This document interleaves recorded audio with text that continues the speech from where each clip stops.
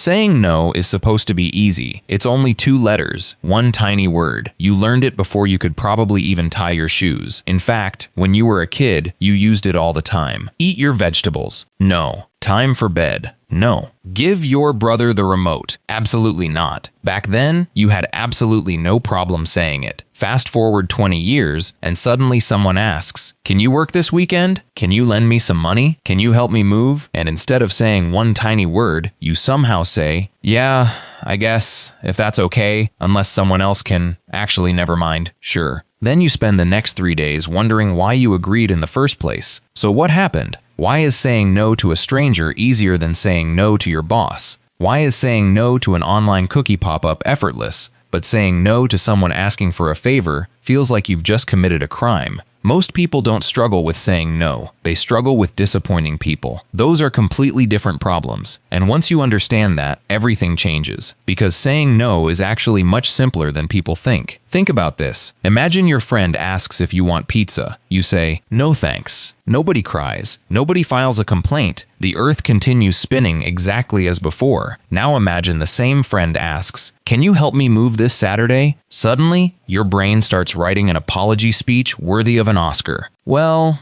I was going to, but then, actually, maybe." Why? Because somewhere along the way, we started believing that saying no automatically makes us selfish. But here's a question. If someone asked to borrow your toothbrush, would you say yes? Probably not. If someone asked to borrow your car for 6 months, would you hand over the keys? Hopefully not. So clearly, you already have boundaries. The problem isn't having them, it's deciding where they belong. Here's another myth. People think kind people always say yes. Actually, kind people know when to say no. Imagine a doctor working 24 hours a day, never sleeping, never taking breaks, helping everyone. Sounds noble, until they collapse from exhaustion. Now they can't help anyone. The same thing happens in everyday life. If you constantly give away your time, your energy, your attention, eventually there's nothing left to give. Saying no isn't selfish. Sometimes it's maintenance. Now here's the biggest mistake people make. They think saying no requires a courtroom-level explanation. "I'm so sorry, but unfortunately due to several unforeseen circumstances involving my schedule, my cousin's birthday, my neighbor's dog, and the alignment of Jupiter," you don't need all that. Imagine offering someone gum. They say, "No thanks." Do you immediately demand a 5-page essay explaining their decision? Of course not. "No thanks" is already a complete sentence. Anything after that is optional. Here's another thing people don't realize. Every time you say yes to something, you're automatically saying no to something else. Now here's one of my favorite mindset shifts. Instead of rejecting the person, reject the request. Those are completely different things. Imagine your friend asks you to lend them money. You say, "I can't lend money right now." Notice what happened? You didn't reject your friend. You rejected the request. That's much easier. The same works everywhere. "I can't stay late today. I won't be able to attend." That's not something I can commit to. You're protecting your time, not attacking the other person. Here's another trap. People think they'll miss incredible opportunities by saying no. Sometimes that's true, but saying yes to everything guarantees something even worse. Burnout. Imagine going to every party, accepting every invitation, joining every committee, helping every coworker, answering every phone call. Eventually, your calendar starts looking like someone spilled alphabet soup all over it. Busy doesn't automatically mean productive. Sometimes it just means busy. People who say no more often usually get more respect. Sounds backwards, but think about it. Imagine someone who agrees to absolutely everything. Need help moving? Yes. Need a ride? Yes. Need someone to cover your shift? Yes. Eventually, people stop appreciating the favor. It becomes expected. Now imagine someone who's thoughtful about what they agree to. When they finally say yes, you know they genuinely mean it. Their yes carries weight because it isn't automatic. That's powerful. Now let's talk about guilt, because that's usually the real problem. Imagine someone asks you for a favor. You say no. Then, you spend the entire day feeling guilty. Here's a question. Where did that guilt come from? Did the other person actually get angry, or did your imagination write the whole story? Most of the time, we're not reacting to reality. We're reacting to the movie playing inside our heads. They probably think I'm selfish. They'll never ask me again. Meanwhile, they've already moved on with their day. Humans are surprisingly bad at predicting how much other people care. Now here's another trick. Delay your answer. Seriously. Instead of immediately saying yes, Say, "Let me check my schedule," or "Can I get back to you?" This tiny pause does something amazing. It gives your logical brain time to catch up, because pressure creates rushed decisions. Time creates better ones. You don't owe anyone an instant answer. Now here's something almost nobody talks about. Some people will dislike your boundaries. That's okay. Imagine a vending machine. People put money in, press a button, and expect something to come out. Now imagine the vending machine suddenly says, "Actually,